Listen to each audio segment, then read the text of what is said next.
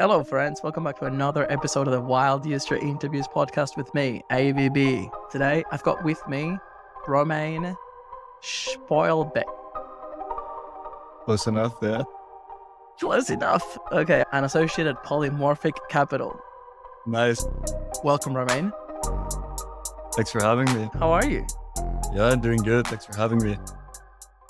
Where are you? You look very tropical. You look like very Bali kind of vibe. I'm doing the European VC summer thing. I don't know if you've seen the news. I've seen some memes. If you're doing champagne bottles of a hooker's ass, then it's doing it well. But I wish. No, just escaping to some place with good weather. European summer so far has been tragic. So I'm now in Spain. Okay. Like tragic too hot or not hot enough? Like where? Super rainy. This is apparently the first week of good weather. So here we are. Interesting. Yeah, I'm in Bucharest and I'm like slowly melting down and I feel a bit ripped off because I'm at this co-living place that I thought had air conditioning and it does, just not in my room. Oh. And I'm like I don't want to complain, and I guess there's so much I can do about it. But yeah, I'm dying really. It's the fine print that'll get you. Yeah. It's been rough. It's been a rough week for multiple reasons. But yeah, and I'm really happy to have this conversation. Get me out of that dark hole, the Twitter doom scrolling. Dude, I've seen some shit. Before we get onto all the crypto stuff, can I ask you about the Venezuela election and how that's got you feeling? Dude, I have some FOMO. I wish I was in Venezuela now, burning fucking shit down. It's been interesting, and you're a good person to have the conversation with because you're also like half Venezuelan, right? Like 10%. Okay, that's 10% more than most people. So maybe we can start with your story dating back to precisely the day you arrived in Venezuela and when you left, and then we can talk about my feelings. Okay. Yeah, so I'm in Belgium, but spent most of my life abroad. We left Belgium when I was 7 to go to Venezuela. This was in 2006, and we spent 3 years there. So 2006, 2009, the end of the Chavez era, essentially. So yeah, I remember some pretty trippy events from that time. School being off during election days because it was just too dangerous to get out, stuff like that. So yeah, it's interesting to see what's happening now. But do you remember like any trippy good stuff? I guess that you were very young, but yeah. We led the Venezuelan expat life, which means you're basically between your apartment, building, compound, school, and maybe a country club. So in that sense, it was a very privileged and isolated life, but we traveled a lot. We got to experience. So I have only good memories of the place. One, because I'm looking at it through the prism of a 7-year-old that was enjoying getting to go to the pool every day, the hot weather, the amazing fruits, the crazy level of service, like all of that was amazing. And then all the negative sides, like the security problems, mostly the security problems, the fact that for a few weeks at a time, you wouldn't get any toilet paper at the supermarket, you wouldn't get any milk, stuff like that just seemed like anecdotal and fun to me.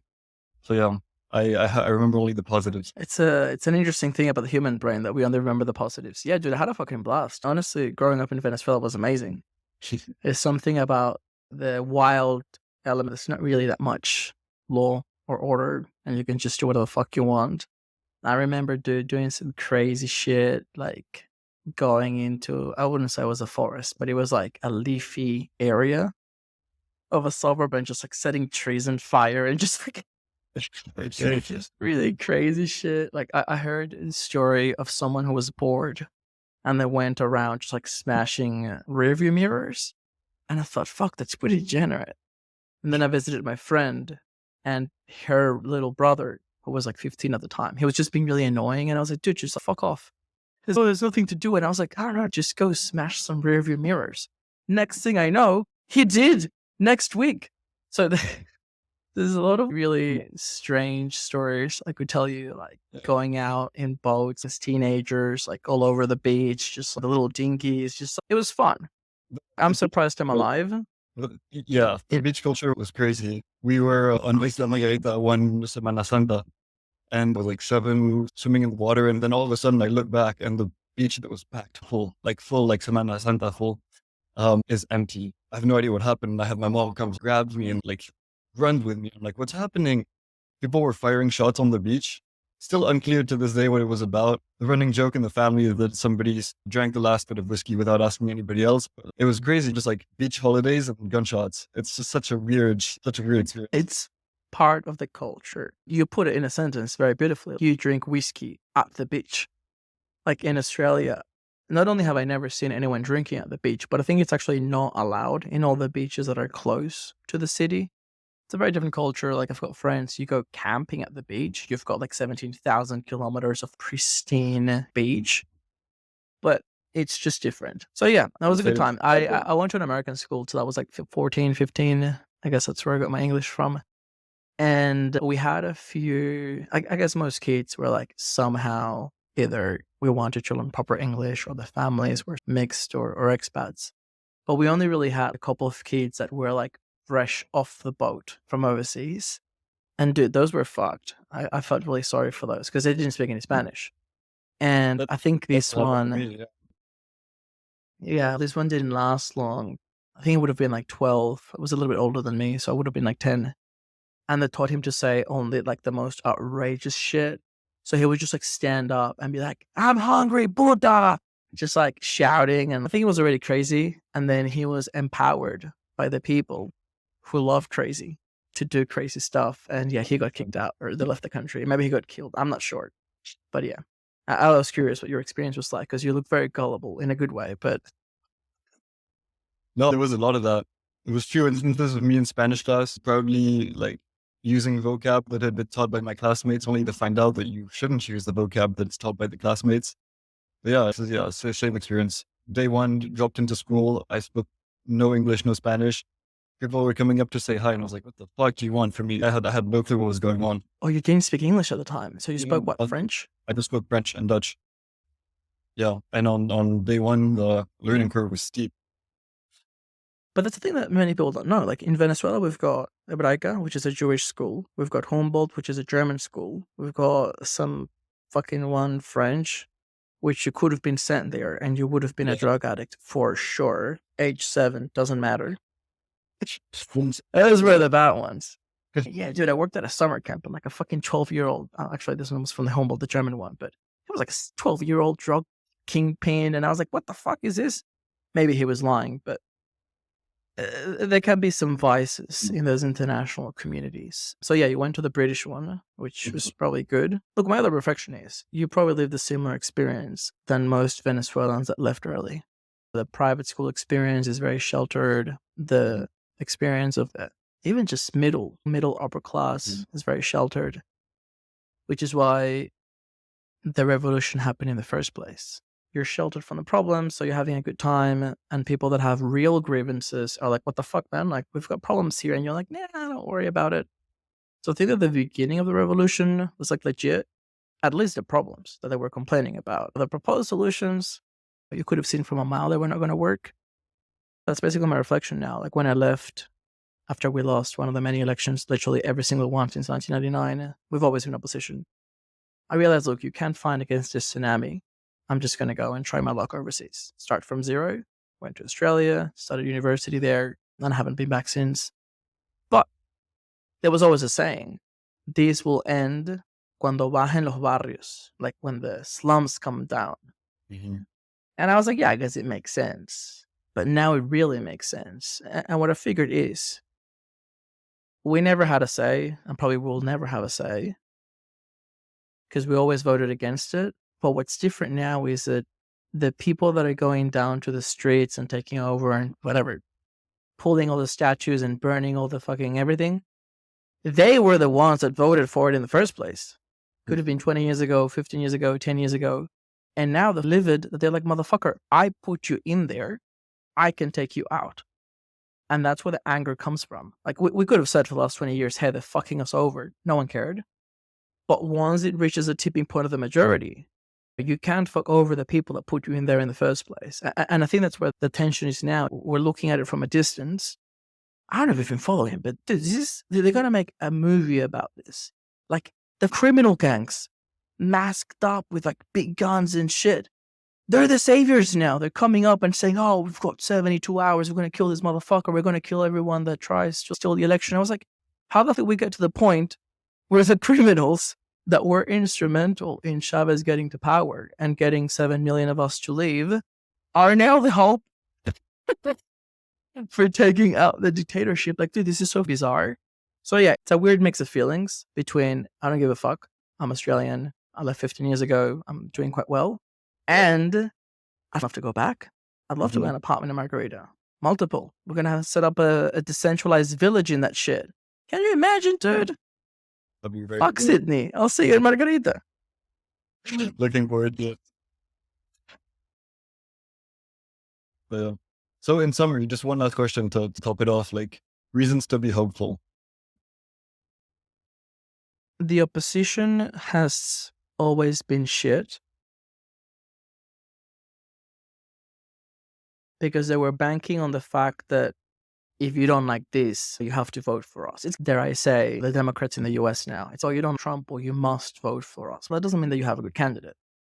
And if you choose based on race or gender, that also doesn't mean you have a good candidate. Like, you still need a fucking good candidate. So I think the opposition was always shit. They were the only default option. The current leader, Maria Corina, she's really good. I supported her since 2013, the primary elections back in the day. Fun fact, only like a handful of us voted in the primaries in Australia. We actually got organized in Melbourne, and we're like 30 votes in the entire country, but she got the majority. Controversial.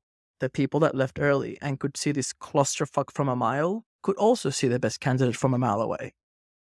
So it's shit that when they say, oh, you left the country, you should shut the fuck up. I can shut up, but that doesn't mean that I'm wrong. So anyway, yeah, she's been good, dude. She's been fearless. She's always had a very strong stance on, you don't have to sugarcoat it. If you're a corrupt criminal, that's what you are. What are we going to do? We're going to pretend like you're not because it's uncomfortable or whatever. So she's always been very blunt, very pragmatic. She was able to campaign all over the country. And as I said, like, the grassroots support is there. Reasons to be hopeful. She was very strategic and very smart. Like, they've got all the ballots, all the actas. They really have all the evidence to prove fraud. For the first time, there seems to be like more support internationally. Like, most of these international observers were all bought and paid for, maybe threatened, whatever. But now it's, you were a little bit too blunt. And yeah, even if you look at like the trail of actions, dude, they were so sloppy. Like, they literally just picked the percentage and then they divided the percentage by the total number of votes. It's not an exact number. Like, the maths literally don't add up. Even if they were to fake all the voting ballots, it's physically impossible because the maths just don't add up. So anyway, there's a lot of really silly forcing errors that I think could finally open the door.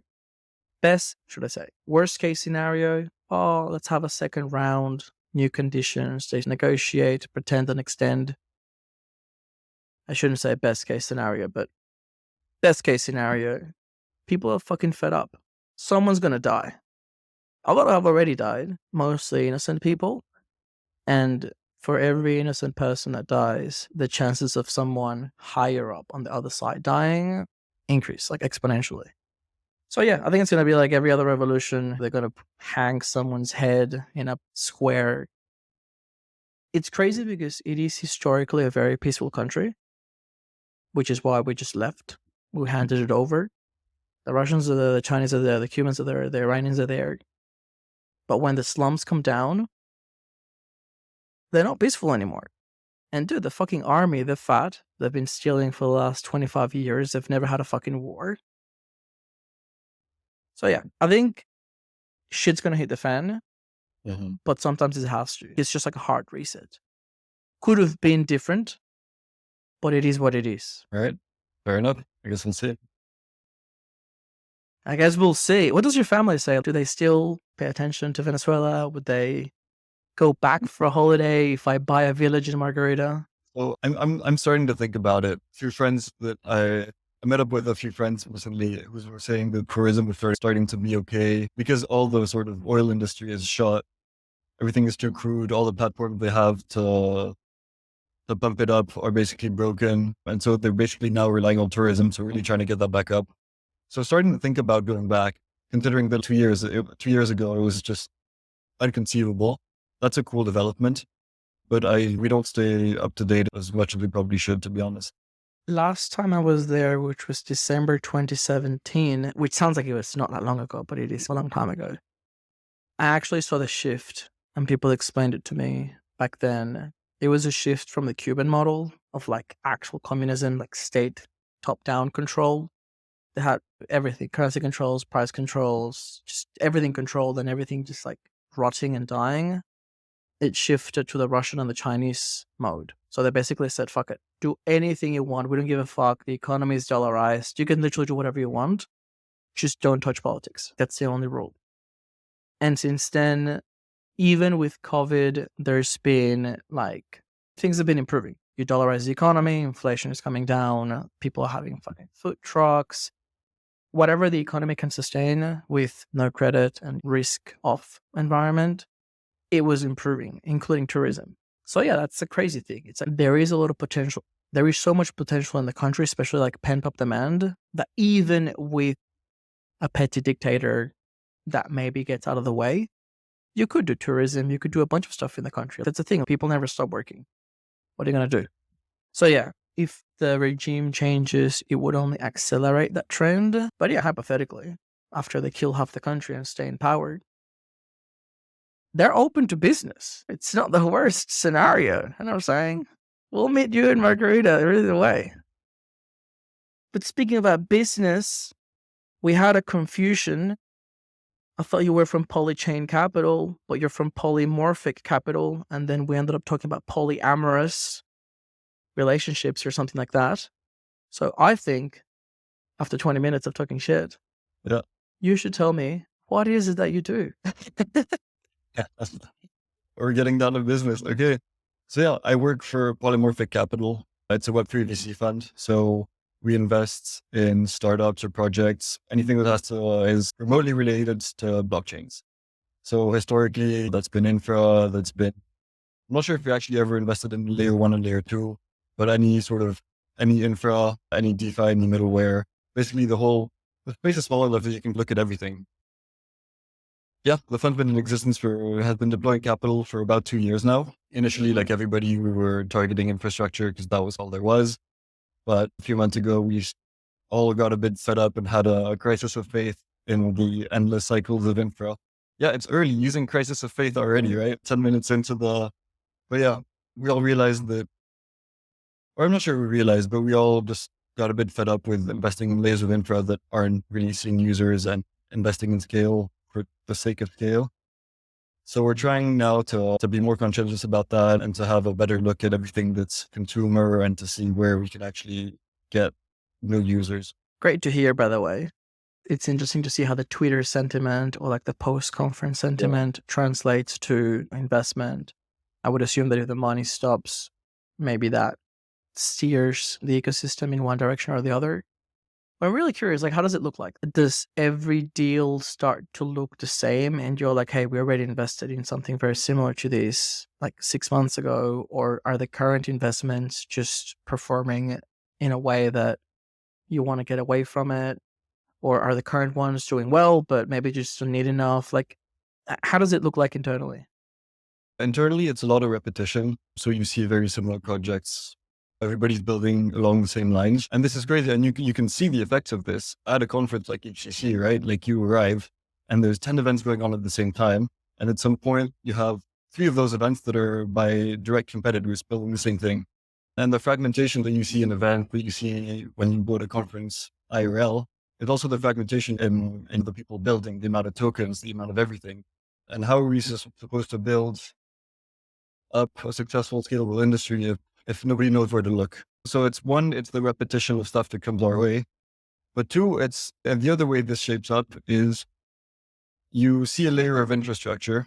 People build infrastructure on top of this infrastructure, and people build on top of this infrastructure, like a stack of infra. But you realize that the first layer of infra doesn't actually really have users except for the other infra builders. And at some extent, you have to stop and ask, okay, we're building 1,000,000 TPS or whatever the goal is. I think the goal is just add zeros. What percentage of the existing block space right now is being used? And you look at all the layer twos, gas gets acceptably cheap. We ideally want cheaper gas, but are we at the point where we need to shave off that, like these orders of magnitudes again, before we actually find useful applications on chain?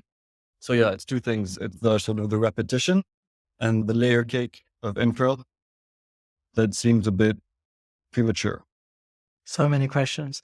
The first one, do you guys invest in any region specifically? And are you seeing the same pattern in every region, or how does it? I'm trying to get an understanding of those demographics. Mm-hmm. That's a good question. Most of the team is based around Europe, and the partners that are in charge of investments are Russians. So we get a lot of deal flow, and we have a huge network and around that demographic. Otherwise, we invest a lot in Europe. But I will say, like we speak to founders across the globe. That's never been a barrier. It just turns out that our networks are kind of Europe and Eastern Europe centric. But we'll speak to founders across the board. And you were asking in terms of the difference in style of founders, or what was the question? I guess I was thinking, and it would make sense, maybe different regions have different strengths. So for instance, I'd say Eastern Europe has always been much more technical. So perhaps it would make sense that there'd be more infra projects in that region. I'd say the pinnacles of AI now, probably San Francisco and Paris, maybe.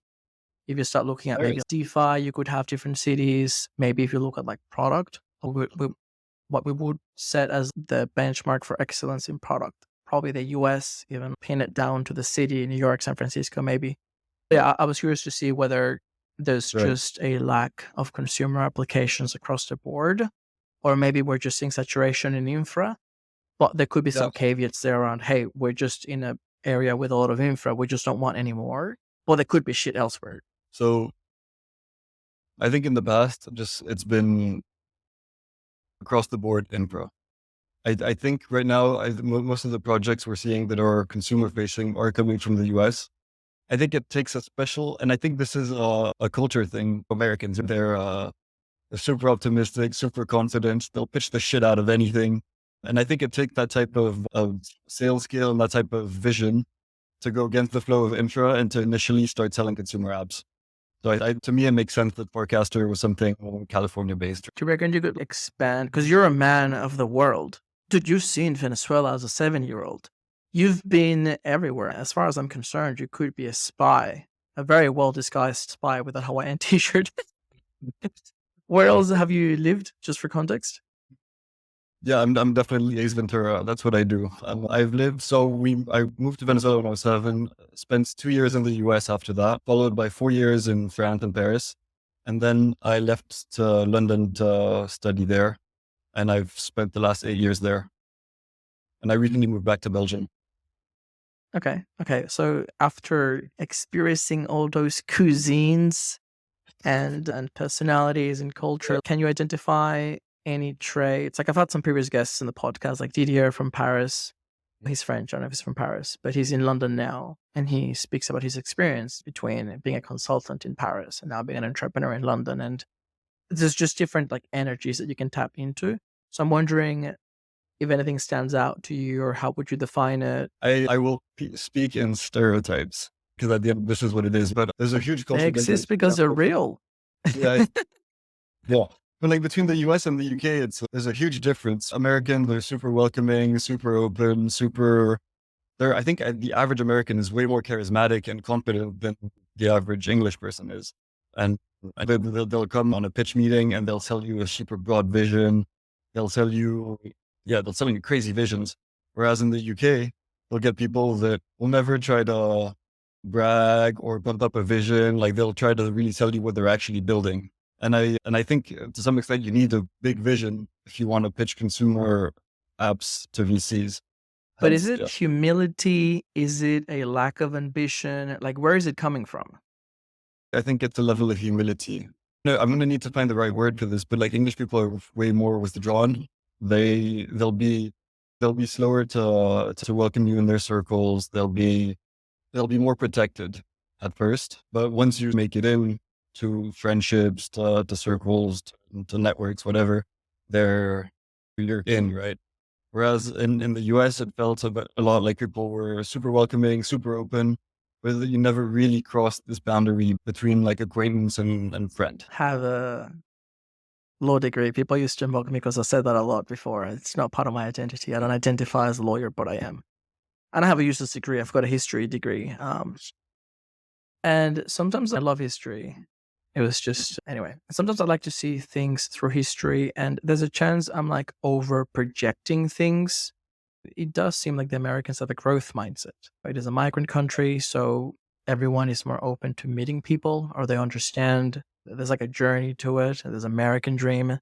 So if you think about the UK, they controlled the world, and then they went bankrupt, and they don't anymore. And now they've got, I don't know, it sounds like an identity crisis. I think part of that previous glory and downfall, whichever era you want to attribute it to, there is a humility, which is like a fake humility, but you really don't show off your accomplishments. Like the Brits are fucking the best at like backhand compliments. And they're just very polite in an aggressive way, but it's just a different style. So yeah, I wonder, even the rest of Europe, you had so many wars, post-war austerity, so many regions that were so depressed for so long. Maybe if you come up with a crazy idea historically, say whatever, you're 20, they'd be like, shut up, motherfucker, you should be at the trenches. What are you talking about? We need to go out and get like any food we can get. So I wonder how much of that plays in 2024 and how much could be done, because we want to see Web3 grow. I'm only saying this because I agree with you. Infra is everywhere. Infra is easy to sell because it's a big circle jerk. You get it, I get it, we both buy it, or some idiot like you invest in it. And we don't have to worry about growing this shit. Like, we don't have to worry about product. We don't have to, we're not doing the hard work yet. You could go to indiehackers.com and see what a single person business goes through to validate an idea, get an MVP, the excitement of having one paying customer, building in public. It's such a different culture. Like, we still don't have that in Web3. So I'm wondering what we could do to get more of that. And obviously that starts with understanding who are we dealing with. It's a global community, and where are we at now? We need to get comfortable with blockchains becoming an accompanying tech instead of the end all be all of the projects. When we think about consumer facing projects or apps, we necessarily think, okay, everything has to be on chain. It's got to be fully on chain. We've got to have all this tech first, like nonsense. At the end of the day, just fuck it. Use blockchains for payments in your app, make everything else off chain, but just ensure that rewards are distributed automatically or programmatically or whatever it is. Not all the components of your project have to be on chain. And I think that would lower the bar a lot for what we can build. And I think it's a necessary evolution in the mindset, consumer stuff to start really popping off. I agree. But before we go into consumer, I did have a couple more questions about infra. Mm-hmm. So we're saturated. Let's just assume that the saturation, we had to draw a line, is so from now onward, fuck it, we've got too much. But that obviously doesn't mean that infra is bad or that we haven't seen great progress up until now. So I'm curious, from the existing categories and developments, which categories are you interested in? If there's any specific ones that stand out or you think have the most untapped potential for growth? I'm biased in this way. I have a math and computer science background, and what initially drew me into crypto was ZK stuff. So all the zero knowledge proofs and stuff like that. I learned about them at uni. And I remember thinking, these are super cool. It's a shame they're completely useless and theoretical. And then I started day trading crypto over the COVID break, like every other 20-something-year-old boy. And then I started started doing my own research on stuff. And I realized that some of this ZK technology is actually used to scale blockchains. And I was like, yo, actually, this is pretty cool. It's not just like a way to make money. It's actually cool tech. So I get into that rabbit hole. And I started looking at this, and I find that super interesting. But the one I really enjoy is the homomorphic encryption side of things. I started working for Polymorphic about 1.5 years ago and quickly realized that the ZK space was already saturated. And it felt like the new technology that could use some loving was FHE. So yeah, I've been spending a decent amount of time on that side of Infra, on the cryptography side. Okay. No, this is getting good. I like it. So let's take both in turn. ZK, I think, has great branding. I think that a lot of it has to do with an acronym or like initials that are like easy to say and that sound good. ZK is top tier in that. I do have the suspicion or the fear that no one's actually know what the fuck it stands for or what it does. We'll just keep throwing it out there to see if we can raise money. Sadly, we realized you won't give it to us. Maybe somebody else out there is still dishing out the money. But for the sake of intellectualism, which is still well and truly alive in this podcast, it's not just conspiracy theories. How would you describe ZK? First of all, what does it stand for? And how would you describe ZK maybe to a half smart 7-year-old? So ZK stands for zero knowledge. And it's generally used in the context of zero knowledge proofs, which are basically ways to prove that you know some information without actually sharing that information. Think about a use case where I want to prove to you that I know the combination to a lock. The easiest way to prove it would be to unlock the lock and show you the lock unlocked, but that would also involve showing you the combination in a way. So for example, in this case, I might want to prove to you that I have access to whatever is behind this lock without actually unlocking it. And all of these are essentially just, moon math, as Vitalik calls it. That's the broad idea.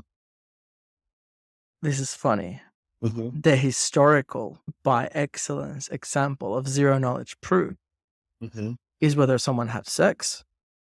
Like, if there is a pregnancy, you can tell to a pretty high degree of certainty, but for one exception, that the person must have had sex, right? The baby is the zero knowledge proof. We don't need the video. We don't need to have under oath testaments. The baby is the proof. So I'm curious, there's lots of examples like that. Like, for instance, if I tell you, whatever, I arrived in Brussels, you don't need to see my passport or you don't need to see a video of me walking to the airport. If you see me on the streets, like, I'm clearly in Brussels. It doesn't matter when I came in, like, I'm there. Like, you can see that outcome. Yeah. Like I said, it's easy to see the example in the real world case. Can you help me understand why this is important, or where does it enter that digital space? What would we be trying to prove, or in which kind of scenarios would this become more relevant? Gotcha. Yeah. So right now, the first use case for ZK stuff is scalability. Because if you can prove that you've done something really hard to do in a much smaller, concise way, then you're basically saying that somebody else can run this complex computation and we can trust the summary and take it as gospel. This is used for layer 2s, for example. Instead of having a layer 1 like Ethereum run all the transactions that are being executed on a layer 2, you make this layer 2 do all the work of executing transactions and then prove the execution. You can then just send that little proof to the layer 1 and they can just validate that, which is a much, much shorter, it's much cheaper computationally to do. So in this sense, we're not actually using the zero knowledge aspect of it, but we're using the succinctness of the proofs to scale layer 2s, if that makes sense. We're getting there. I've been adopting all these new concepts, especially with AI and just things being computationally intensive.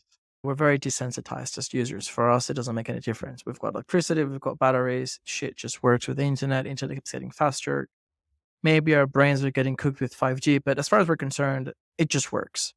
And I was trying to think of what would it mean for something to be very computationally intensive, and especially in the context of AI. People that say, oh, thank you to Claude or ChatGPT, and it being very intensive on resources and expensive. And I was thinking, let me know if this analogy makes sense, to put it in very easy to digest terms. Thinking of, I don't know, say a chat messaging application where you write the message on a piece of paper and some poor peasant has to go up the mountain to deliver it. every time. It's okay. It takes a lot of effort and time. Like I can see how if I had to do it personally, it's just very resource intensive. And then assume that the computer is the poor peasant going up the mountain and there's a cost to it.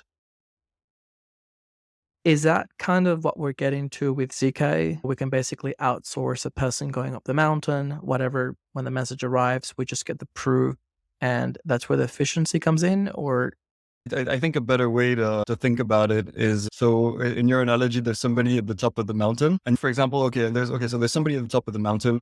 In the village, there's a whole village life. And the guy at the top of the mountain wants regular updates on what's been happening in this village, right?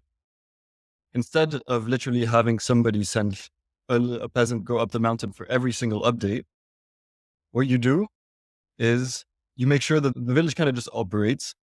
And one peasant at the end of every 2 days, 3 days a week, however long you want to batch it up, just comes up with a batch of information and summarizes it to the guy at the top. In this instance, the guy at the top doesn't even actually have to read all the updates. He can trust the peasant because the peasant can somehow prove it mathematically that all these updates are true. So yeah, that would be a better analogy for it, if that makes sense. yeah, analogies are always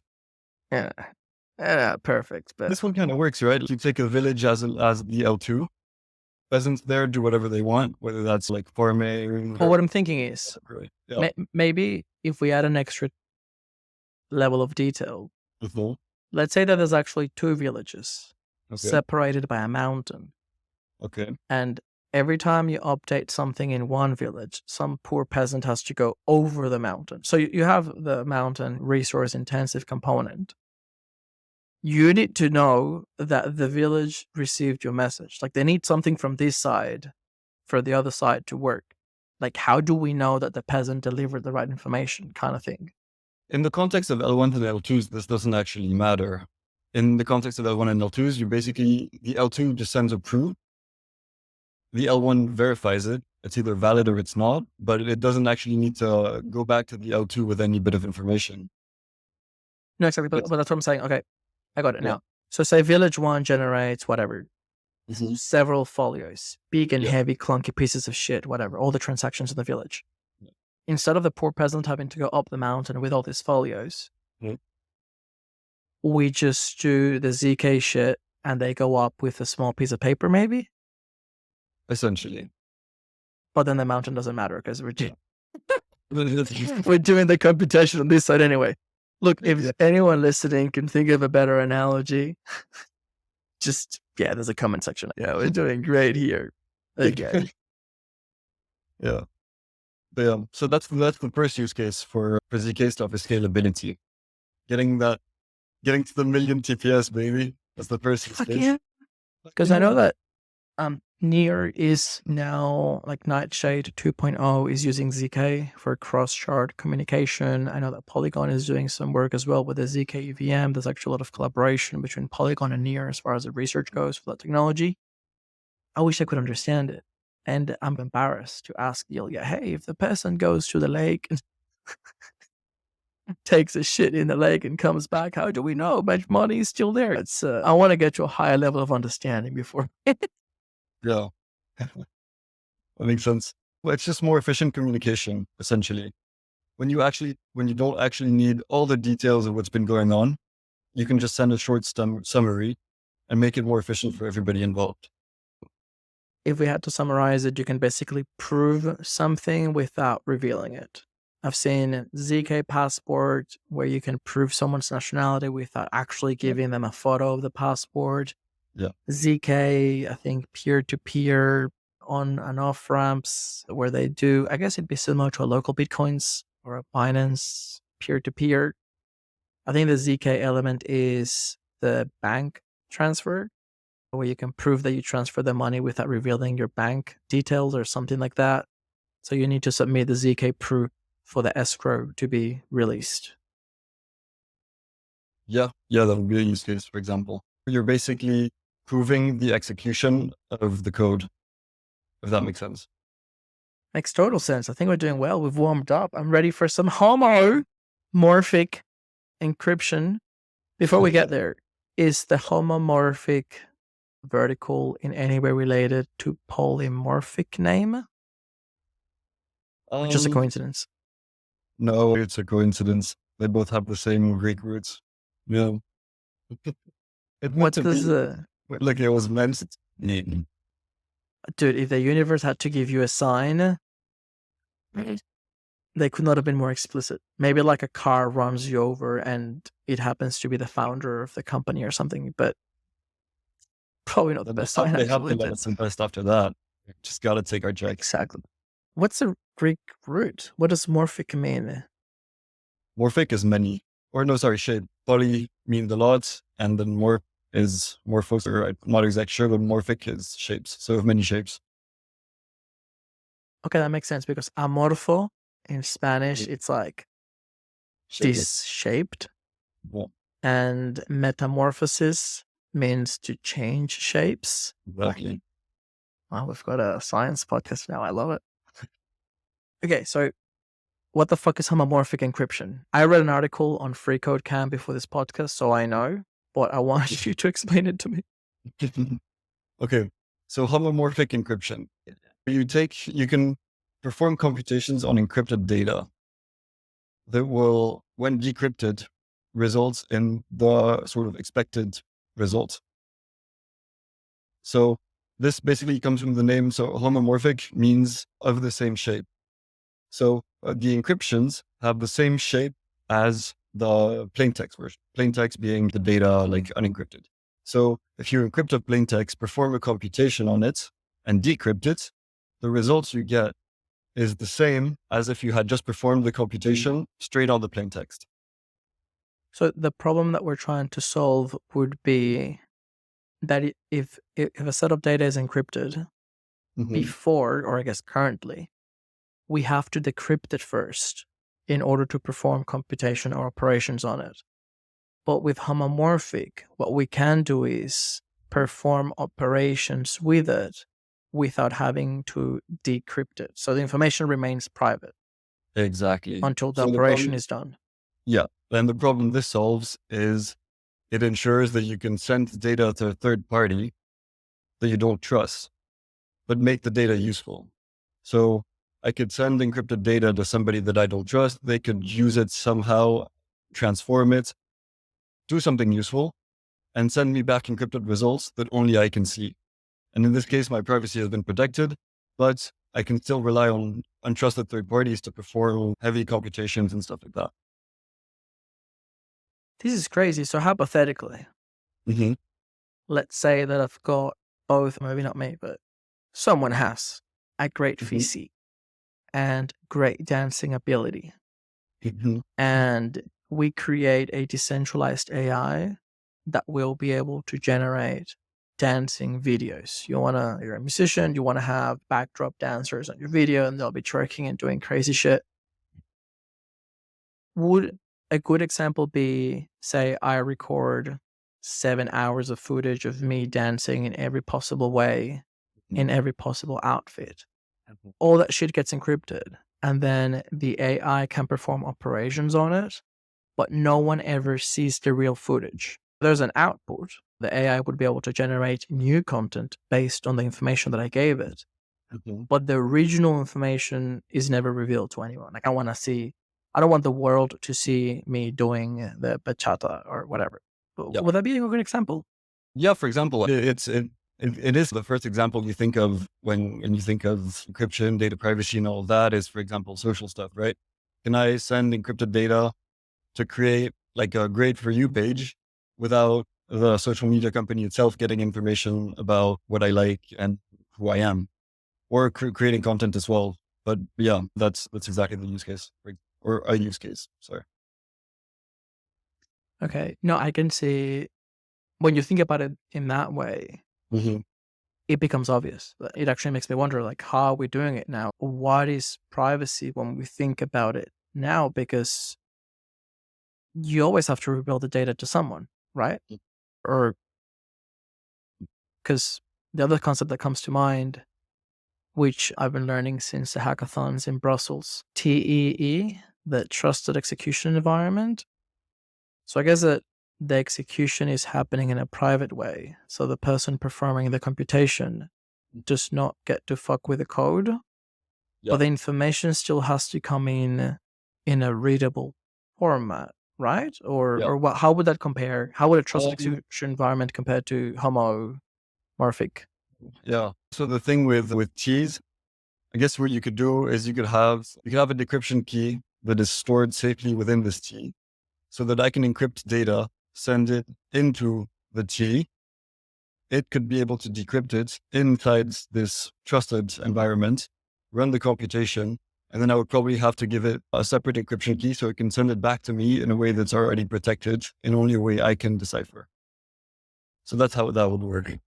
And keys, I found out in Brussels as well, are actually wild. So they're super expensive because they have to be protected from the software perspective, but also from the hardware, right? Like you need to make sure that nobody can actually break into this machine and actually just take apart the components. These are super expensive. They go between 20 and 50K each because they're just physically protected. Apparently there's little, I'm not sure, little containers of acid in the encasement of it to ensure that if you drill through, you break everything. There's heat sensors. There's a bunch of sensors that make sure that if anybody tries to open it, it will basically, and I'm not sure how exactly this happens, but self-destruct. Hillary Clinton would love this. Yeah. So I found out recently about this crazy stuff. That's pretty badass. But I also read a tweet that because of the cost of it, and they were also comparing with, what was the comparison? Maybe the cost of, I don't know. They were basically saying that it's not going to work, at least in the way that some crypto projects have been hyping it out. But to summarize, so we could have either a trusted execution environment where the information comes in encrypted, the decryption happens inside. Yep. Computation is in the trusted environment, encrypted again and back out. Yep. And assume hypothetically it is being sent to a trusted party, because it has to be like the information comes from somewhere. We have to trust the initial encryption. And then we have to trust that whoever receives the encrypted information also has the decryption data, and a decryption key. Sorry, you lost me. In which context? After the information leaves the trusted execution environment in an encrypted way, to be useful, it has to be decrypted again somewhere by someone. Yes. But in this case, I would basically give the key to whoever is relevant. If I want to be the only person that can decrypt the information coming out of the key, I will generate a key pair that only I know. If I don't really care, the question is, I can just return the information unencrypted in the first place. So then it's a design choice of who do you want to access, who do you want to be able to access the results of the computation. And if anybody can access the results, does it make sense to even use a key in the first place? Even I can answer that. I think no. But no, this is a really interesting comparison. So would you say that the potential of the homomorphic encryption is to enable us to do with software what Ts are trying to do with hardware, I guess in a much cheaper way, or how the cost setup would look like? Yeah, that's a good question. So in a way, yes, you don't have to rely on hardware anymore. They're super expensive. I think the amount of computation you can actually put in them is restricted, but don't quote me on that. But in any case, you get much less scale you could get on any sort of generic hardware, right? Because you have this segregated little bit of hardware versus an infinite scale of computing power that you have if you don't have to worry about the security concerns of the hardware. So I could throw all of TikTok's computers on one FHE task, whereas scaling T's would be much harder, if that makes sense. Makes perfect sense, especially in the context of... Oh, sorry. Yeah. That makes perfect sense, especially in the context of the cheap, I don't know, super high demand now, like just general NVIDIA chips for AI. And if you wanted to scale the trusted execution environments, I can see how that could be, the cost and just availability of it could be an issue. Mm-hmm. The other concern with hardware is that TEs right now are there's basically three providers of them, Intel being the most famous one. I honestly don't know two other ones, but I think it's like basically three main players in the space.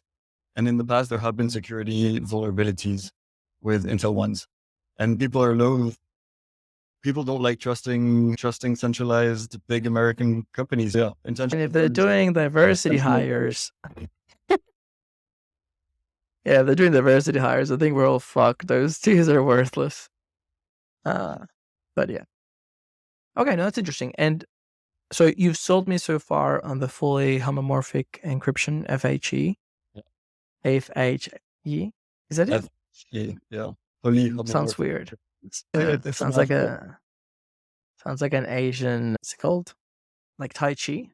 So what's the state of FHE? Very early. So the current problems is that it's very hard to develop code that uses FHE because there's a lot of limitations on. So another problem so the problem is the usability of FHE. There's two main problems. One is the efficiency of it. It's really fucking slow, like incredibly slow. On a good day, 1,000 times slower than if you were to run the computation on plaintext without any of the encryptions. And that's in sort of the good cases. So there's that to improve. And that is a huge barrier for adoption. But the other one, the one that I find super cool or super interesting is the difficulty, the UX of it. How do you deploy code that is homomorphically encrypted and can run computations on encrypted data? Because there's a bunch of, how would you put this? Like the design space for computations is limited because you need to make sure that you can't distinguish from the execution of one computation to another. You can't leak information. If I run my code for one encrypted bit of data and I run it on another bit of encrypted data, from the state of the computer, can I see any differences that would allow me to infer any information about the data in it? And because you have to be very careful about this information leak, there's a few limitations on how you can design programs to make sure that you stay protected. Yeah, and this makes That's it very cool. hard. It's pretty badass. It makes it harder to reason about. For example, if you have any logic, like an if-else statement, then if the computer can figure out which path you went down, you immediately get information about the variable used in the if statement, right? Say if k is bigger than 2, depending on what is executed, I know. With any logic, you have to execute both branches of the logic. If you're doing for loops, after how many iterations it terminates, will also leak information. So you have to be super careful about how you design that. There's a bunch of things like this that are very hard to reason about and that make it very hard for anybody to start using FHE. What did you build for ETH Global Brussels? You used FHE, yeah? Yes. But yes, I used FHE, but I developed a game of rock, paper, scissors on one of the FHE VMs. But saying I used FHE is a bit of a stretch. Basically, FHE allows for private states on chain, shareable or composable private states, if that makes sense. As in, I can encrypt information, put it on chain, and this information can be used by others without them having access to it. But basically, this means you have a question? No? You go. Oh, sorry. Okay. Because I can have private information on chain, what this unlocks is randomness. Because if I can store a seed, then I can do random number generation on chain. And I've been wanting to make a rock, paper, scissors game for a long time. And my goal was to put it in a frame and see what type of distribution I could get on Farcaster. Because it seems like there's no hanging fruit in terms of piggybacking on top of existing networks. So none of the randomness solutions that existed today were satisfying to me. You have some good ones, but they take longer to respond to your request for randomness than make sense for a game of rock, paper, scissors. If I want to play rock, paper, scissors against a smart contract, at best, I want my response 2 seconds later, right? I'm not going to wait 10 blocks for confirmation. So all the on-chain randomness that exists now, I found lacking. And the fact that the FHE VMs come with built-in randomness, or at least Inco comes with built-in randomness, I wanted to try that out. And it works. But that is the only component of FHE I used. So yeah, bit of a stretch to say I fully built like FHE privacy solution or anything. Well, good thing I didn't introduce you as a FHE hacker when we started. No, but it's great that you explained it, because I thought that when you build the rock, paper, scissors game, in my head, muggle head, I imagined two people playing each other and you not knowing what the other person Yes. did. Because you can imagine, even if you're like 1 block ahead, it could be a 1 second block. You give it away, right? It's not Yeah. entirely clear why you would need the execution to be encrypted, because as long as both moves are encrypted, the computation could be unencrypted. But I didn't think of the randomness on Well, chain that unlocks on your level.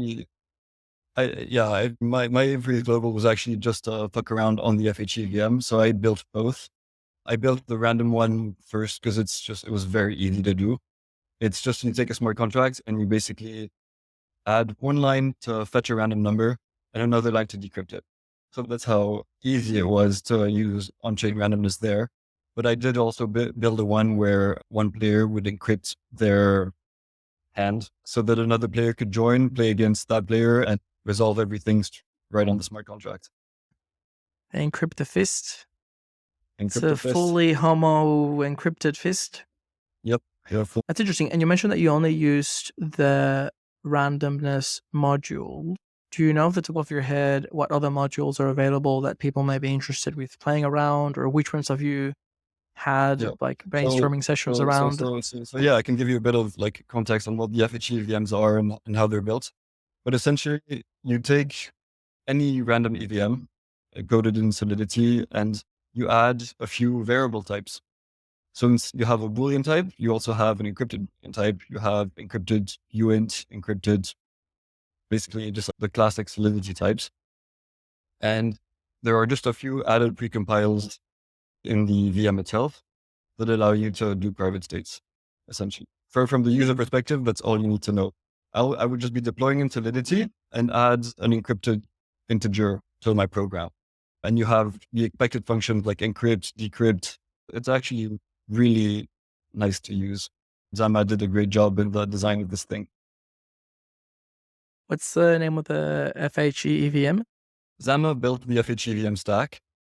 And then Inco and Phoenix are two companies that are putting it into production. Phoenix. Yeah, I remember the bounties were from Phoenix. Did you win? Did they give you anything? They gave me nothing. They gave me nothing. Bro, I was sleep deprived, and look, you never want to be around me if I'm sleep deprived or hungry. And if it's both, it's really danger zone. Dude, I went ballistic. Unwarranted, maybe, to the near dev rels. Because, I had a very junior team. It was literally the only two people that didn't have a team, and I wanted somebody to build my idea. How selfish. And I had no expectations, and they made it work. Dude, they made an AI thingy that we forked and a chain signatures thing that we followed the tutorial, but we patched it together. And it was the first time that they touched the near stack. And it was like chain signatures is new and AI is cool and like an out of the box solution. We basically forked one of the near core guys' code. So it's a cool implementation. And they did not give out a single prize for AI. I was like, look, I understand if I don't win because somebody else does it better. But if you don't give a single fucking prize to it, I spent like 39 hours with no sleep and like sleeping on a fucking warehouse. The food was pretty good. I can't give shit to the food. But just give like $100, like a pat in the back, keep going. I was thinking of the dev experience. You're completely new to an ecosystem. You give it a go. It works. You need more than 39 hours to do something cool. $100, $50, a pack of Skittles. Give me something. So anyway, if I had to continue my shitting rampage, fucking Phoenix motherfuckers. This boy needs something. Rock, paper, scissors, when have you seen that shit on chain? But in my case, I have to say, I don't know if there were any better projects. I'm assuming there were. So I can't have been the only one that put together a solution using the FHE. We were not the only ones.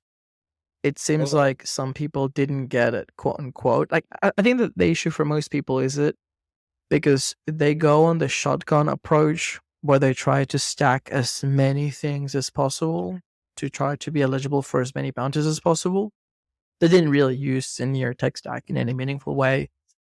Dude, we doubled down on Near. We didn't go for any bounty. We could have gone for the bullshit ones that it's literally like a pool price split across anyone that submits. I could have received at least $60 from the Explorer guys on EVM. There was a couple that it's like basic shit everyone uses, like an Explorer, and the login one. Anyway, I had some sleep, I had some food. I'm fine. If anyone's listening to this and I shat on you a little bit publicly, I'm sorry. But next time, and by the way, I am strongly against like participation medals and trophies. I think that's some weak pussy shit. I'll say it here first. But I do believe in like positive encouragement. Like my two very junior devs that I may have scared off by how ballistic I went at the dev rails. Dude, honestly, like a couple cookies and they would keep hacking on Near. Maybe they will in the future, but anyway, that was my rant of the day. Fair enough. Yeah. Look, if they're not actually giving out the prize they predicted, that does feel like a bit of a rug. But yeah, in my case, I'm sure the FHEM team handed out prizes to the best projects. Yeah, pretty sure. I think it's a great testament to your personality and lack of vindictiveness that you didn't even bother going and finding out who did win. Because I'd be, by the way, I don't know if you know, but if you go to ethglobal.com, whatever, there's a place where you can see every single hackathon, every single submission, all the description, all the code is open source. So if you really wanted to win the next hackathon, all you have to go is go and study what everyone's done. The bounties are basically the same everywhere. And yeah, if I were you, I would 100% be like, who won that Phoenix bounty? Because this rock, paper, scissors game could save a small African country. We're this close to a breakthrough in human potential. Yeah, look, my aspirations were pretty base, with no pun intended. But I literally wanted to put rock paper scissors on base, put it in the forecaster, and see how many degens and idiots I can get to actually play rock paper scissors. Like it, there's no pretense to saving any kind of country anywhere. And to be fair, I left before I left ETH Global before. I'm not sure I even came in on Sunday. I think I handed in my project Saturday afternoon and called it. So look, I'm super okay with the outcome. I'm glad I got to play around on the FHEVM in a fun context. It was my first ETH Global. It was good. How would you rate the experience? Would you participate in another hackathon or? We did 2 hackathons together, right? Not on the same team, but we had the pleasure of sharing 2 hackathons. The DAGI one the week earlier and ETH Global at the end. Wildly different in terms of scale. The DAGI one had, how many was it? Like 100 hackers? Whereas I think 300 registered, and on site we had somewhere between 70 and 100. Yeah. Okay. All right. Yeah. Compared to ETH Global, where you had 1,100 participants. It was interesting to see the difference in scale there. The ETH Global is just an impressive organization. The food was great. The hackers, super talented. And the DAGI, the hackers were super talented too. But what I thought was cool was all the sponsors were super accessible. All these people building really interesting technology were just there to hang out and you could speak to them. So I have to say, I really enjoyed that part of it. ETH Global felt a lot more impersonal, but the amount of talent to the tracks is super cool. I agree. I think that maybe one thing that I would use to differentiate them would be the DAGI, decentralized artificial general intelligence. There you go. It's vertical specific. And I guess it was easier to think of solutions in that vertical. I guess people self-select into it. I really liked learning about all the sponsors because I didn't know that half of them existed. I didn't know that there was so much progress in that area. It was just more personal. As you said, I don't know if people know this, but those midnight pizza party, I paid for it. It was just like a personal initiative, and it was just easy to walk around, talk to people. The space was super cool. It was this co-working space. It was like a weird futuristic jungly vibe. ETH Global, I guess it's more like general purpose. And yeah, there's so many sponsors. There's this really weird thing going on in Ethereum now where it's not entirely clear that they're collaborating or competing, and they just keep upping the prize money because it's the same solution but with a different name. And it definitely attracts high caliber talent, but it's also fucking mercenary talent. Dude, there's some people that are cleaning up like tens of thousands. Nothing but respect to those teams. There's a bit of jealousy in me. I choose to be poor because I like product. I'm the idiot that goes in with a cool idea. I just need to find some peasant to build it for me. And I'd love to keep building the idea afterwards. So maybe hackathons are not the place for me. I should do something else. But the caliber of some devs blew my mind, because the complexity of chaining bounties is you basically have to put together all these solutions, right? And I think that's what separates really experienced devs from probably you and I. I don't want to put you in any bucket, but definitely separates from me is guys that can just string together 6 projects and get to even participate in 6 bounties. Like one of the teams that I found super impressive that was in ETH Global this year in Brussels and in London, 3 guys that built Token Town. So they spent the first 24 hours just brainstorming how they could chain the maximum amount of bounties possible. And then they come out of their brainstorming, they're like, okay, we're going to build, it was a monopoly where everything you can buy was a liquidity pool and you could buy fractional ownership into different like houses and whatever. At some point they used a bridge, not because they need it, but because it was a bounty. I think they just literally tacked on a bridge, and these guys cleaned up. They spent most of the weekend brainstorming, and then they just put everything together in the remaining hours. And I think they made 13K in bounties across 6 or 7. It's just wild. It's crazy. I'm super impressed.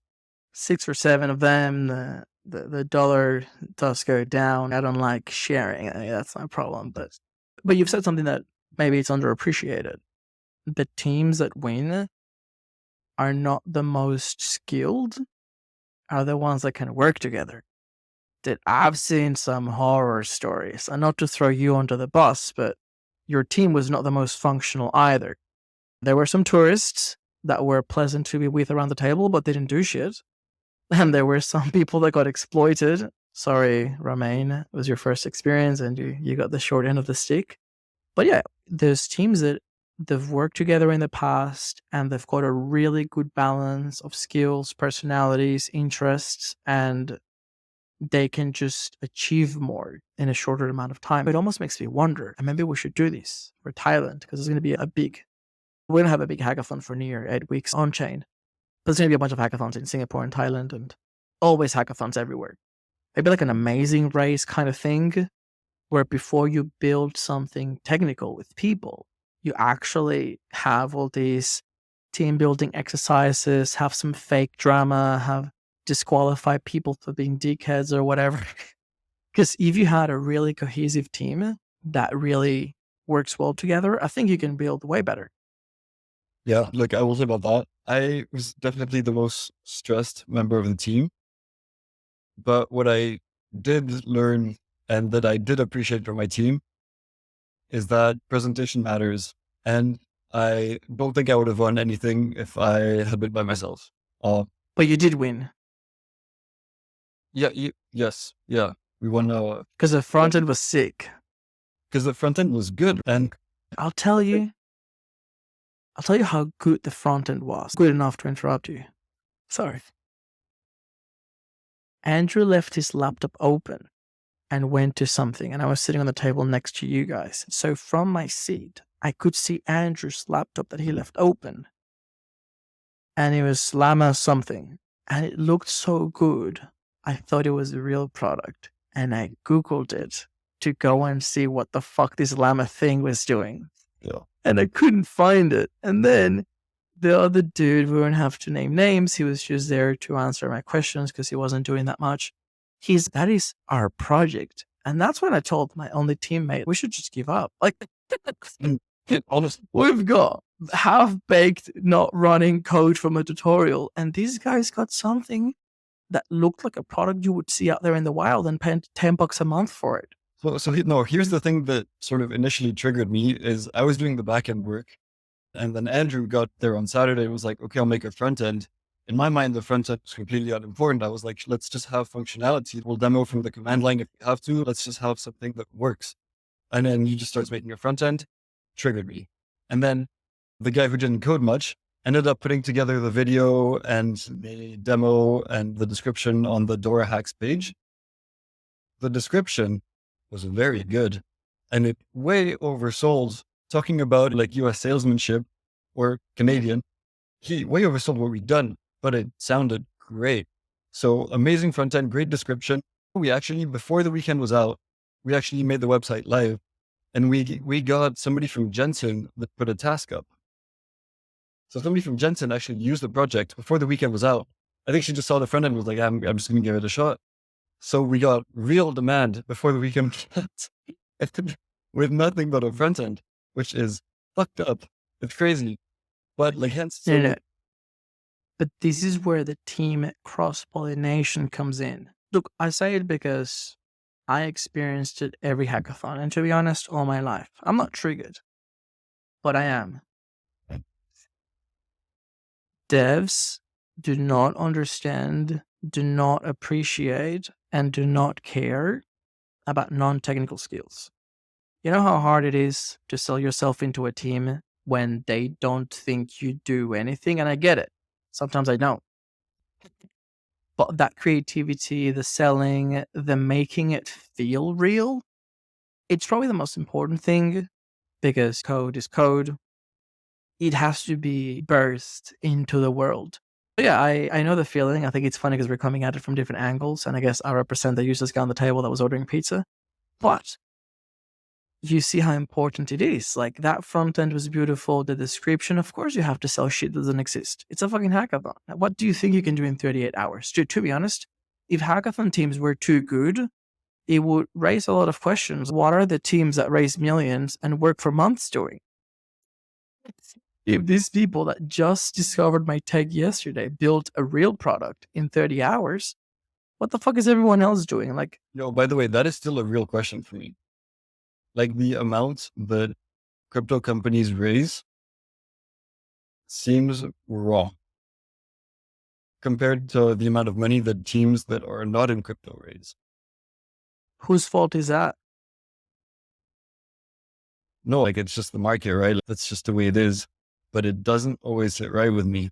You are a VC. Yeah.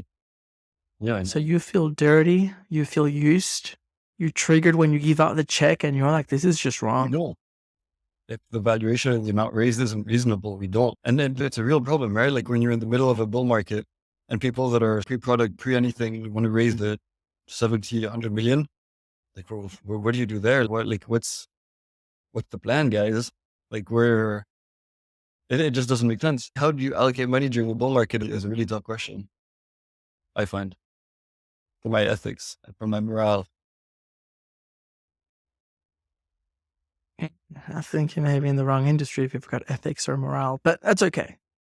You can always join me in being fun employed, but true to your principles. Doesn't mean I've got ethics or morals, but I'm true to my principles, whatever that may be on the day.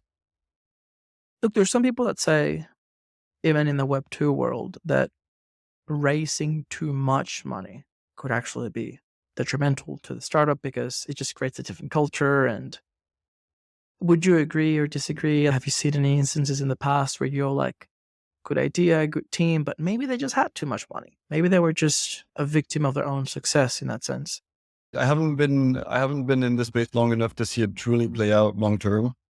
What I will say is that this market is more cyclical than others. And in that sense, the added math you have to do is how do I survive through the next winter? So I think this may be one of the variables you think about when we raise a bit more money than you might need. And I haven't seen excesses of cash ruin companies yet, but I'm sure it happens. I think it's unfortunate. Say somebody dies from a heart attack or other diseases that may be related to obesity. First of all, nobody really makes a connection to obesity. We sometimes see heart attack as an isolated thing that just happens.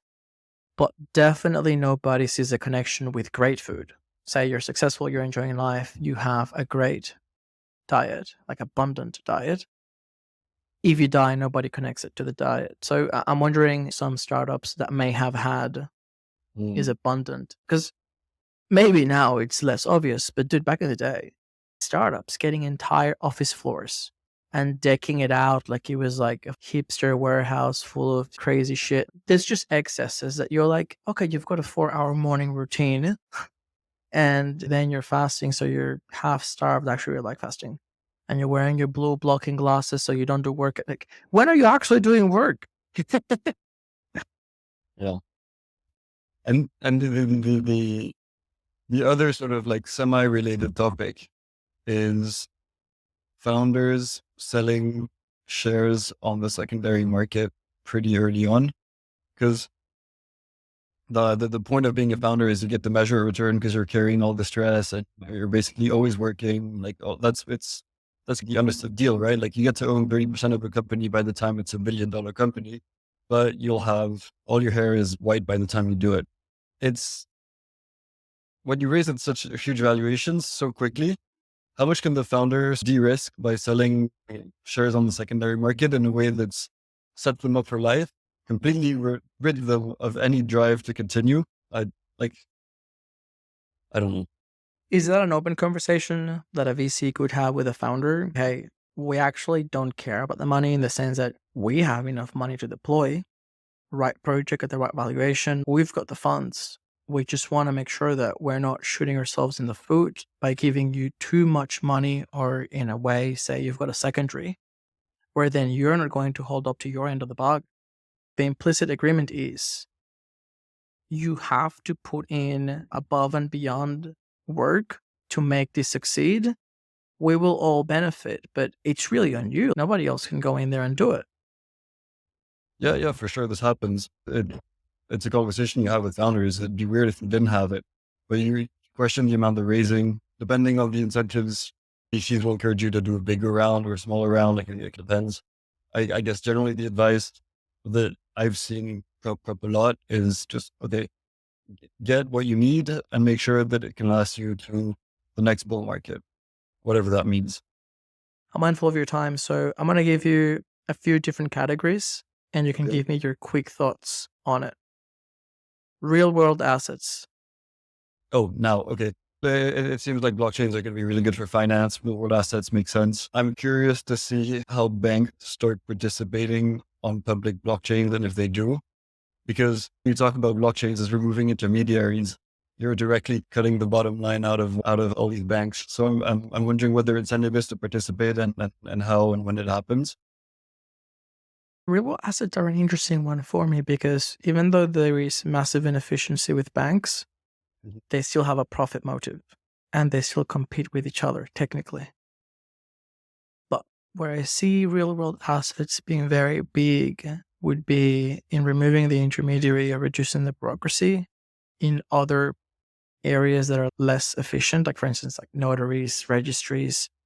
If you look at real estate and how clunky it is to transfer the title of a property, etc., like there's probably a lot more gains to be made there. It's just the challenges for making inroads in those areas probably very hard as well because you got to deal with government or who knows what the case may be, changes per country. But yeah, in general, I'm bullish. I actually bought fractions in property in Medellin and they lease it out on Airbnb and it's not even on chain. They just register a company for each property. You own shares in the company. They run like an Airbnb. It's pretty straightforward and it's pretty good APY because there's a lot of digital nomads there and cocaine addicts visiting. Yeah, Medellin is wild. Like the price compared to the rest of the country is just off the charts. It's super weird. Okay, next one. Yeah. Chain abstraction. Lots of participants, a bit of a, from my perspective, saturated space. I'm sure it'll happen somehow, particularly interested in the space. Yeah, there's a paradox there. You know, I tweeted the other day that the number one rule about chain abstraction is you don't talk about it. Like you abstract the chain. Yeah. So saying this, I'm seeing more and more projects have super smooth onboardings with Privy and stuff like that. You sign in with your email and then you immediately have under the hood a wallet and everything, and it just lets you interact. So there's been some really cool stuff. I think we're going to likely see more and more of that, especially as I was saying, once blockchain doesn't become the central component of a project, but just like a facilitator, it makes sense to have everything under the hood. So yeah, I think it's going to go in that direction. But then when you start talking about abstracting away the different chains, having one interface for all the chains, I still wonder how this all comes together in a product that makes sense for users. The interesting thing with Privy, as I mentioned as well, they had some bounties at ETH Global. That's really account abstraction. Like they're doing some really great work on top of the chain. And I only know that because Near has protocol level account abstraction. Like you can do all of that within the application. You don't need the extra thing on top. By the way, I wanted to ask you, when we're talking about FHE, you described the Solidity stack. Do you know how it may work on other virtual machines like Solana, Near, Move? Would it be any more efficient or? No, in terms of efficiency, it wouldn't change anything because so the reasons it's super slow have nothing to do with the VM itself, but more the actual encryption technique and the subtleties of how you make FHE work, not the blockchain component. Okay, and do you know if there are any projects doing that kind of encryption on these other virtual machines, or how hard would it be to try to do it in other places? The thing is, you have FHE VMs that operate as like full encryptable environments and everything where you can build whatever you want on top of it. You have other projects that leverage different facets of FHE, not as infrastructure, but actually use the encryption. You have a few projects building on Solana. I think they're called Arcadium now, for example. They use some FHE technology. ZKMe, I'm not sure what environment they're on, but they actually use FHE. They built functionality so that you can scan your face on your device, turn that into a sort of a small vector that's encrypted, and compared on-chain to a database of encrypted faces to see if you're in this sort of list of people. So yeah, you have projects that are already leveraging FHE already for like very specific parts of the project. But that's on a VM. No, so Arcadium is on Solana. ZKMe, I'm not sure what ecosystem they're on, probably EVM, but I was just using it to illustrate that you could have FHE stuff going on anywhere in that regard. That's cool. I dig it. Okay, DPIN, decentralized physical infrastructure. I really like it, but right now, so much garbage. I mean, like, I think it's super promising. I think it's one of the most promising things in crypto, but there's a real gap between the amount of compute and the amount of storage that people are willing to share on networks, RE, Filecoin, iCash, all of this stuff, and the demand for it. Like, I'd want to see, and I'm not sure why this is. I'm not sure what it would take to have SMEs taking their AWS bill and being like, this is too high. Let's move it on to a decentralized service. I'm not sure if maybe it's just you need SLAs or like service level agreements that say, yep, we're going to guarantee you that we're up more than 99.9% of the time or whatever. Maybe if you improve those and you improve the product offering, then there's a chance to get more people over. But that's what I'm waiting for. I'm waiting to see more adoption from on the demand side before I get too excited about it. Because you see like if you look at Filecoin, for example, all the activity on there is basically, okay, so the Filecoin stuff is actually super interesting. You have to make contracts off chain. So Filecoin will help facilitate this, but you need to find a data provider that's willing to store your data and somebody that needs to store data. They do this agreement and then everything else happens on chain. Early on, Filecoin was subsidizing the usage of Filecoin so much that it was beneficial to make a deal with yourself to store your own random, like anything, because of the Filecoin incentives you would get out of it. So if you look at all the activity on the network, it's basically just zombie activity. So all the like success stories and all the sort of the utility it shows is actually not like real users. So I'm waiting to see real users before I get too excited about Deepin, but I find it so cool. I had this bizarre experience where I was walking through a blizzard in Istanbul to the whatever venue. And along the way, I think it actually saved my life. It may well have. I saw a fucking random DPIN event and I just went in to just protect myself from the snow and frostbite. And I was confused and surprised because it felt like the deep in space had grown a lot, or at least evolved into a narrative. Like it became a thing that I knew about. Like it's not like I was surprised by it. It's just that I hadn't realized that it became like a category. And now there's like deep in events, and there's people that are basically just focused on that one area and don't really pay attention or care about other things. So I have to admit, I don't know as much about it as I think or I thought that the category got ahead of me. But I'd like to ask you, decentralized compute and storage would be one thing. Are there like other things that can be done in a decentralized way? I don't know, like mesh networks or electricity poles, collecting data on cars when they drive. Like, what are people working on, or what are some other use cases that could be done? Yeah, so the ones you mentioned are pretty good. A company that raised money recently, I can't remember the name now, but basically they're collecting weather data through DeepIn. And the way they incentivize this is they incentivize people to place devices in spots that aren't covered yet, a bit like helium. And so you get more money if you tap new areas, essentially. And in that way, they ensure that they get a good global map of weather data. You have another one that's tracking flights, similar pattern. You put up an antenna and you capture like flight tracking device of information. So the thing is, over time, I think we're going to see more and more of these go for nicher use cases. And the more infrastructure you have, the more you can build for really niche use cases. And I think I think Helium was trying to do this with IoT. You could just have IoT devices everywhere, but it's still too early for that in the sense that I don't think people know what to do with those just now. But that's where it's going to. In terms of like projects now, you have, like a road Hive, was it called? Is it Hive Mapper, where you put a little camera on your dashboard and it maps the roads you take and you get paid for that. Plane data, weather data. What else have you seen?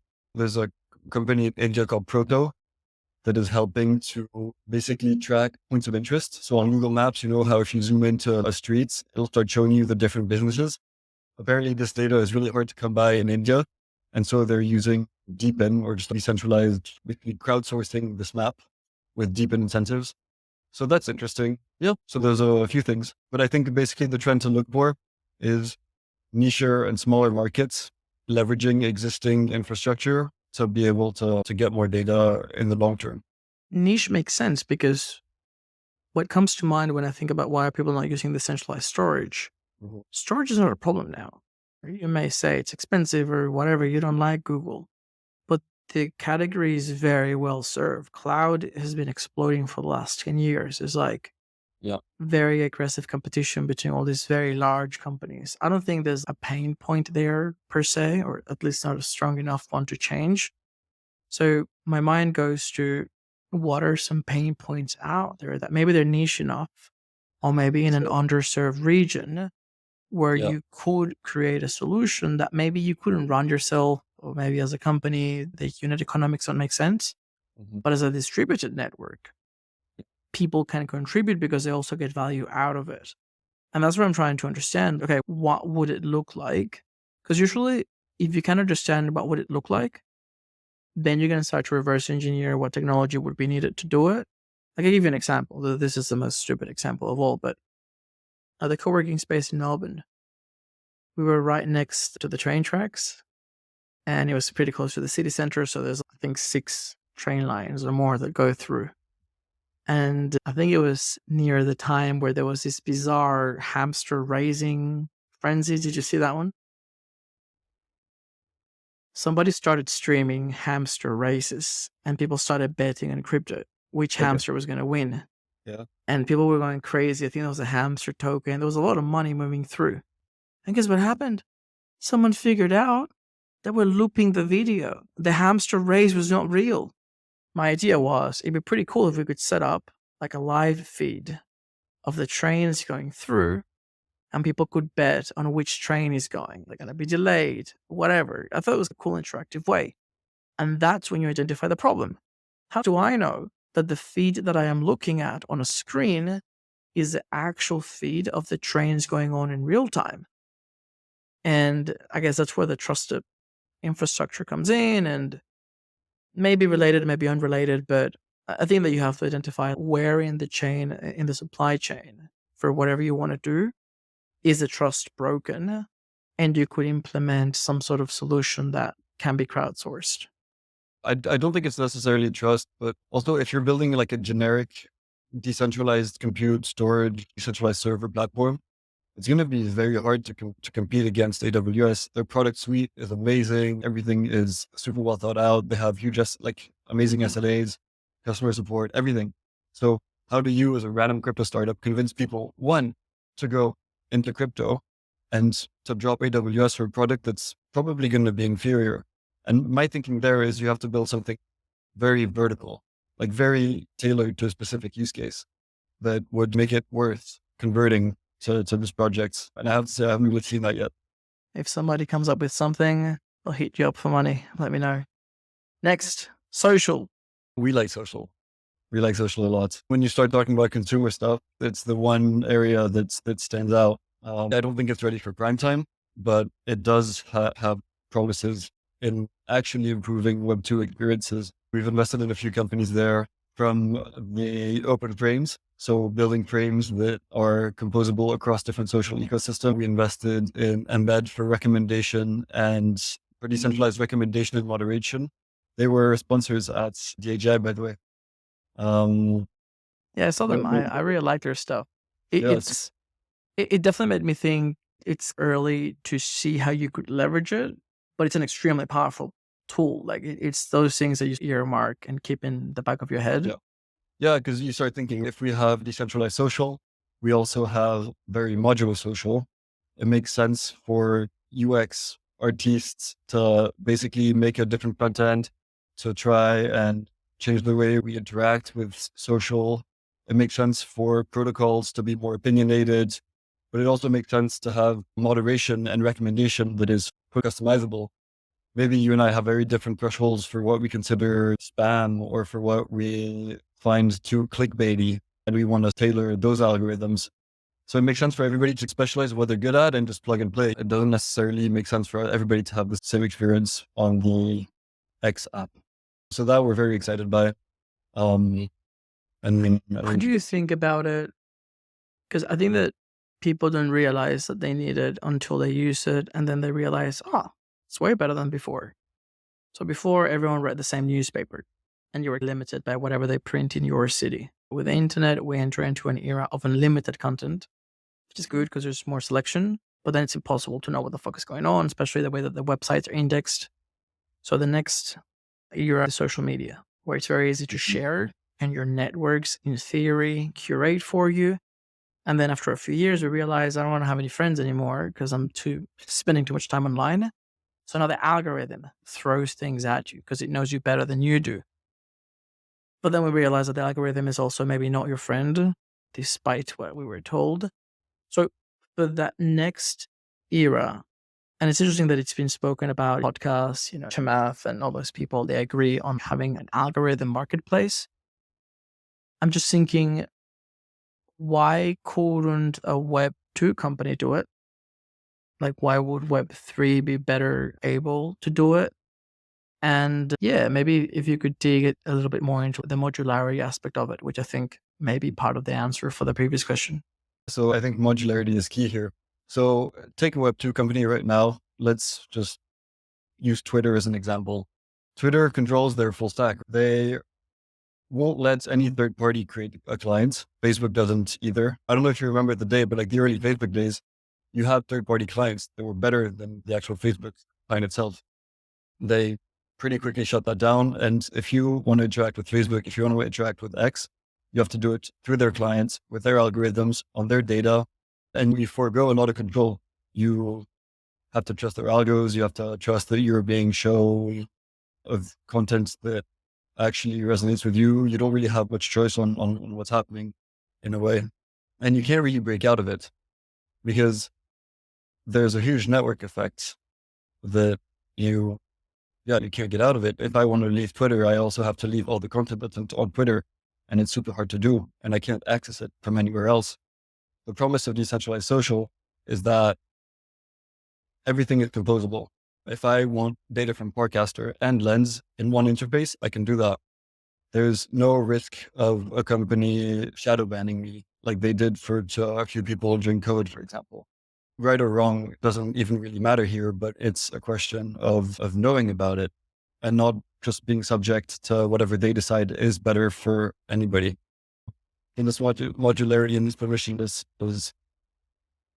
Would a good example be, let's say hypothetically, I want to create a really good experience in feed for people that are in product and Web3.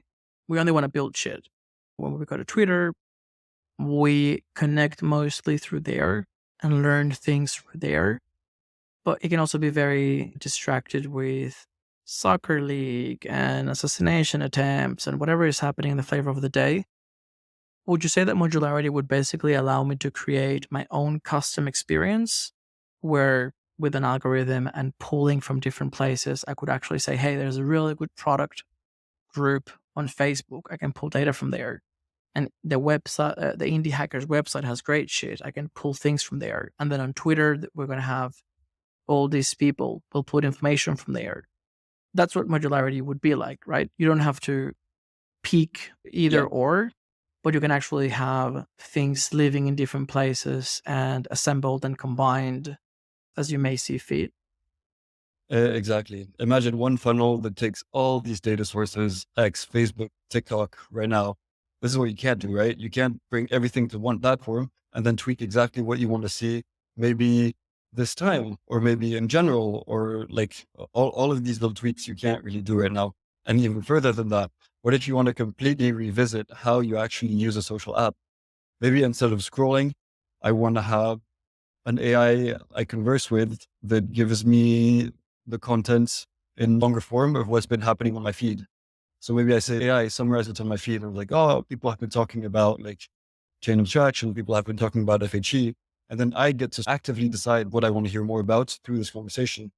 And all of this becomes a lot more feasible if you have a decentralized modular stack, because the lift of creating a new UX is much smaller if all the other components are already built for you.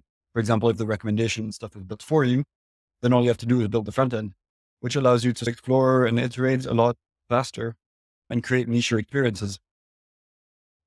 Dude, that is crazy. So could you tell an AI, so say that your AI agent tells you, hey, people have been talking about whatever, FHE, and it gives you a summary of the talking points. And you're like, okay, cool. So you tell the agent what your reply to the talking points is, and then you tell it, go and relay that information to everyone else in an appropriate context to what they said. You could, exactly. That is dope as shit. That's very efficient. Yeah, and it would be impossible to do in Web2 social because, first of all, you don't have data from any of the networks and you can't build on top of them. So you'd have to start from scratch, which is a huge hurdle. Yeah. And then you'd have to develop the protocol. You'd have to develop the recommendation. You'd have to build everything. Whereas here I say, fuck it. Okay. I'm just going to take Barcaster data and do this. I guess I'm less bullish on social because the conversion, whatever. Yeah, the switch cost is super high. But frames on Farcaster, I finally got it. The ability to do within the feed something in an application, it was super cool. I first saw it with a team at a hackathon in ETH Global London. They created an NFT minting application where you could mint within the feed. And if you think about like a Twitter equivalent, you're scrolling and whatever, Iggy Zalea says, hey, here are my tits, and mint them as an NFT. You could, within the feed, you don't have to get like a separate wallet, go to a website, just right there. And you could do everything, especially like outside providers, composable. You could have polls, you could donate money, you could do really the sky is the limit with what you want to build within the social experience. I thought it was very powerful. And it was a cool example of what could the future be. Yeah. It's super early, but yeah, it's exciting. And the other thing that's interesting is we know people like socials, which it may be one of the only products being developed in crypto that already has global PMF in a way. Depends how you define the PMF. The problem is having the altruistic drive to create better social when maybe the tragic reality of social would be people want to be outraged. Maybe they don't punch people on the streets, but they need to punch someone online. Like, it'd be like creating, hey, let's create environmentally friendly drugs. And it's like, no, I want to get fucked up. I don't care. I'm going to take drugs. Like, you buy the whole package. There's just no way to make it child friendly. I think that's a self-perpetuating circle, because you, as a Web2 social company, want to create algos that are going to drive engagement. If you start controlling your algorithm, and like maybe you even pay for it, but paying for a good algorithm at some point is something I'd be willing to do. That doesn't show you as much, how would you call it, like engaging in the negative way content. I think there's ways to make the experience more beneficial to humans in general. Oh, no, for sure. I guess what I'm saying is, we shouldn't have to pay attention to everything. We've got, I think our attention spans are becoming dangerously short. But in general, we've got a very good like situational awareness, and instinctively we pay attention to some things over others. I think it'd be naive and selfish to think that anything you put on a screen you can impose on someone else because YOLO. So I think that in some ways we need to strike that balance between what are humans naturally drawn to and what could also enhance their experience or their life. We're never going to get rid of clickbaity shit, or maybe we can do it in a way that, hey, instead of seeing Iggy's last hits, you can read about homomorphic encryption. But the post still has to be good. The experience has to be good. It has to be smooth. It has to be rewarding. So I think that's where we're, yeah, that's opportunity. It's tough competition because there's a lot of pairs of what out there that, dude, I didn't know that, but did you know that porn on Twitter is like rampant? Really? Yeah, my feed is crypto and conspiracy theories, but there's people that actually go to Twitter for porn. It's insane. It's like a #1 distribution channel for OnlyFans. I couldn't believe it. To me, it captures the power of the algorithm. What we're being shown is carefully curated for us, and it constructs a world around us. And we don't even know that we're like 2 or 3 clicks away from some dangerous world out there. They got our balance. It is, sir. I'm grateful for your time. And we've been going for close to 2 hours. Just to start wrapping it up, I'm curious, what are you excited about? Next 6 months, 12 months, on your spare time, when you go to sleep, hug your pillow, what do you think about? So I'm moving to Australia. That's one of the big exciting things going on with me. Moving to Sydney. Yes, congratulations. Let's say any of your Australian viewership here, hit me up. I'll be based in Sydney starting on September 11th. Would love to hang out with some crypto people. The great day to travel too. Yeah, exactly. Triple flights. Look, Australia has a good crypto community. It's a small country, but there's always been a good community. There's events all the time. There's some good engineers down there. Yeah, I think you'll have a great time. I'll make some introductions. Nice. But yeah, on the crypto side of things, I'm excited on all things consumer. Still very much looking into anything FHE related. And some cool projects that I'm hoping to contribute to soon are Fairmath. They're a portfolio company, so I'll show them. But they're trying to make FHE more accessible through a Kaggle-like platform to pre-build FHE functions. Instead of having to build everything from scratch, you can take little blocks and avoid yourself the headache of having to think about FHE too much. I'm also really interested in a project called the Innovation Game. They're working on aligning incentives between researchers working on fundamental algorithms and investments. So that's super cool. And I recommend to anybody interested in computer science in general. And yeah, those are the things I hug my pillow thinking at night. That is amazing. The intern, and by the intern, it's me, is going to have fun getting all these links and including them in the show notes so that people can go check them out. Yeah, I'll send you those links. Yeah, it's people don't appreciate enough how much work and effort goes into it. And it's not so much the sourcing, although sometimes the spelling or the, I just don't quite get what it is. I got to follow you up. You've disappeared into the Himalayas or something. It's just that when you've got a tad or a lot of ADHD, every fucking link you give me turns into a 2-hour side quest. My computer has so many tabs open, it starts melting down. Like, it's a challenge. I love it. I too have a lot of exciting pillow talks. I think the future is amazing. There's just so much cool stuff happening. But yeah, it can be a little bit overwhelming sometimes. So I'm really grateful for being able to talk about it with you, help me understand it more. I'm 100% team homomorphic now. And yeah, anything else you'd like to share? Any other portfolio companies, events that you'll be attending for the rest of the year? Anything at all? We'll be at DevCon, Australia. Watch me come. And yeah, I think those are the broad strokes. We'll see you around the world. Sydney, maybe. DevCon is going to be fire too. Thanks so much